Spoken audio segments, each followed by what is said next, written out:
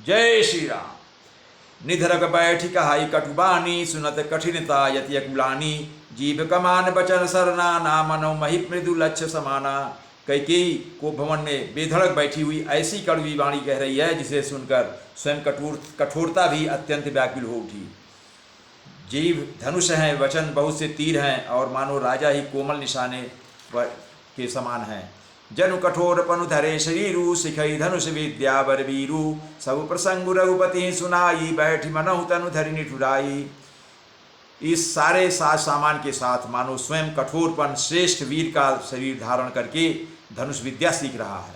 श्री रघुनाथ जी को सब हाल सुनाकर वह ऐसे बैठी है मानो निष्ठुरता ही शरीर धारण किए हुए हो। मन मुस्काई भानुकुल भानु, राम सहजयानंद निधानु। बोले बचन विगत सब दूषण, मृदु मंजुल जनु बाग विभूषण। सूर्य कुल के सूर्य स्वाभाविक ही आनंद निधान श्री रामचंद्र जी मन में मुस्कुराकर सब दूसरों से रहित ऐसे कोमल और सुंदर वचन बोले जो मानव वाणी के ही भूषण थे।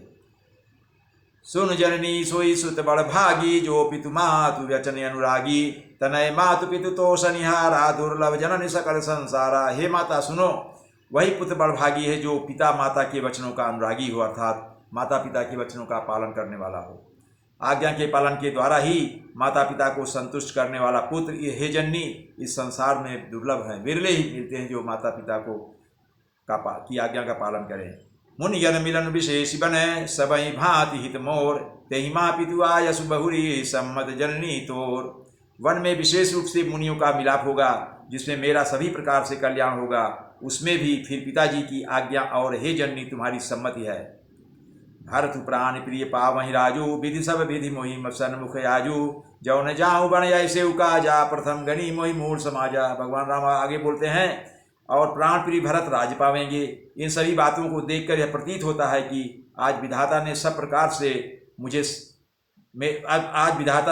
से मेरे सम्मुख है, अर्थात मेरे अनुकूल है। यदि ऐसे काम के लिए भी मैं वन को ना जाऊं तो मूर्खों के समाज में सबसे पहले मेरी गिनती करनी चाहिए। राम जी तैयार हो गए कि मैं पिता की आज्ञा का पालन करूंगा और वन में जाऊंगा। अगर नहीं जाऊंगा तो समाज हमको मूर्ख की संख्या में रखेगा। से वहीं अरढ़ू कलपतरु त्यागी, परिहरी अमृत लेहि विष मागी। तेउ न पाई अस समौ चुकाही, देहु विचारी मातु मन माही। जो कल वृक्ष को छोड़कर रेण की सेवा, रेण एक वृक्ष होता है तुच्छ किस्म का होता है, जो निम्न स्तर का होता है, जिसको कोई नहीं पूछता है, उसे रेण कहते हैं। जो कल वृक्ष को छोड़कर रेण की सेवा करते हैं और अमृत त्याग कर विष मांगते हैं, हे माता तुम मन में विचार कर देखो, वे महामूर्ख भी ऐसा मौका पाकर कभी नहीं चूकेंगे।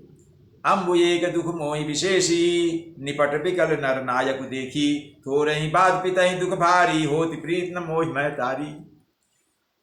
हे माता मुझे एक ही दुख विशेष रूप से हो रहा है कि वह महाराज को अत्यंत व्याकुल देखकर इस थोड़ी सी बात के लिए ही पिताजी को इतना भारी दुख हो गया। हे माता मुझे इस बात पर विश्वास नहीं होता। राम कहते हैं कि छोटी सी बात है, इसका पिता ने अपने वचन का पालन किया और मुझे वनवास कहा और भरत को राज्य का सुख देने की जो वरदान तुमको दिया, ये तो बहुत छोटी बात है, इससे भारी दुख नहीं हो गया। इसका मतलब कुछ तो और बात है। राम जी आश्चर्य कर रहे हैं कि इतनी छोटी सी बात के लिए दशरथ तुम्हारे पिताजी कभी भी दुखी नहीं हो सकते। हे माता बताओ और कुछ खास बात है। राव धीर गुण उदधि अगाधु, भा मोहिते कछ बड़े अपराधु। जाते मोहि न कहत कछु राऊ, मोरि शपथ तो ही कछु सती भाऊ।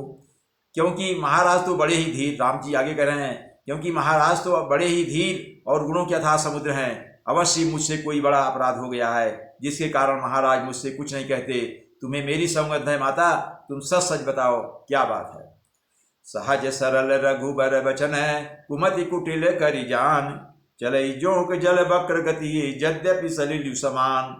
रघुकुल में श्रेष्ठ श्री रामचंद्र जी के स्वभाव से ही सीधे वचनों को दुर्बुद्धि कह के टेढ़ा ही करके जान रही है। जैसे यद्यप जल समान ही होता है परंतु जो उसमें टेढ़ी चाल से ही चलती है। जय श्री राम।